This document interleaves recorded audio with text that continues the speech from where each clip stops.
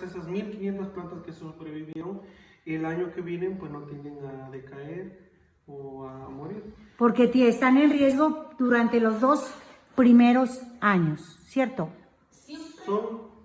Son como que las edades donde son más como la vulnerables. niñez, Sí. como la niñez de los niños. Pero incluso esas enfermedades se pueden presentar de tercer, cuarto año de crecimiento. O sea, todo depende del cuidado. del cuidado y del ambiente en el que se encuentra, pero en realidad si uno tiene o mantiene bien el cultivo, es decir, que no haya malezas, es decir, que tenga la nutrición adecuada, pues nunca va a llegar a atender a ese punto de esas enfermedades provocadas por hongo, que al final de cuentas esa es una. Hay muchas enfermedades provocadas por hongos que no nada más afecta al cogollo, hay unos que empiezan de la parte de abajo hacia arriba, y otros que empiezan de las pencas hacia adentro. Entonces nunca se van a librar de los hongos o de bacterias, siempre van a estar presentes. Pero hay que estar al pendiente para sí. que... Y una buena nutrición con eso ¿Y qué es una buena nutrición? Disculpe mi ignorancia. Necesitan realizar un estudio de suelo en la parcela donde sembraron esa plantación, okay, y verificar realmente los parámetros químicos de ver cómo están en macro y en micronutrientes. Una vez de que les enseñen los resultados, pueden proceder a aplicar una buena nutrición. A veces aplicar fertilización, ya sea por granulado o ya sea en el agua, puede afectar o puede variar, realizar muchos cambios en la plantación. En lugar de ayudar puede perjudicar. Sí, porque a veces no hay nutrientes que no requieren la planta porque el suelo ya lo tiene. Entonces es bueno realizar primero un estudio físico-químico del suelo y ya después proceder a ver cómo andamos en el suelo. Y eso va a ser muy importante, sobre todo en el área donde se murieron estos... No, parejo.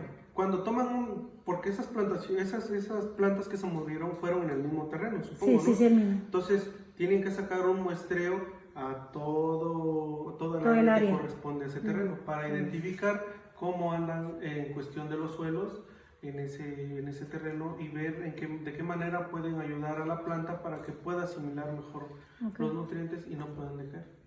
Y una pregunta, ¿en qué podría ayudar el sulfato de cobre? El sulfato de cobre, de hecho, es un fungicida para eliminar los hongos, justamente lo que andamos comentando. Solamente que a veces el aplicar sulfato requiere de realizar varias aplicaciones. Sin embargo, los fungicidas comerciales aguantan un poquito más, pero al final de cuentas es cobre lo que contiene un fungicida. No. Entonces, es muy bueno. De hecho, el sulfato de cobre, como el caldo bordelés, que es un preparado a través de sulfato de cobre, entra como que en la parte de algo orgánico. Entonces, muchos aplican el sulfato de cobre, pero en realidad es de andarlo aplicando cada cierto tiempo. ¿Cada cuándo? Regularmente cada 15 días. Okay. Sí, entonces muchos aplican mejor el fungicida comercial porque aguanta un poco más, un mes o 45 días, dependiendo del tipo de... Porque el sulfato de cobre tendría que ser cada 15 días. Sí. Okay. Son cuestiones de control, pero si estamos hablando de cuestiones preventivas, el periodo es más largo. Algo importante que destacar es que si si la persona encargada de las plantaciones realizó este tratamiento preventivo de fungicida e insecticida en las plantas, entonces puede ser que se trate de ya un problema en el suelo y no de un problema que acarreó la planta. Si se siguió todo esto, o sea, si se hizo el tratamiento de la planta, quizás no es un problema de la planta, sino que pueden ser algunas plantas que se quedaron dentro del suelo. Entonces ahí tendríamos que revisar qué es lo que hacer un estudio. Y en dado caso de que sí hayan hecho esto, entonces quizá lo más idóneo sería hacer un estudio de suelo. Okay.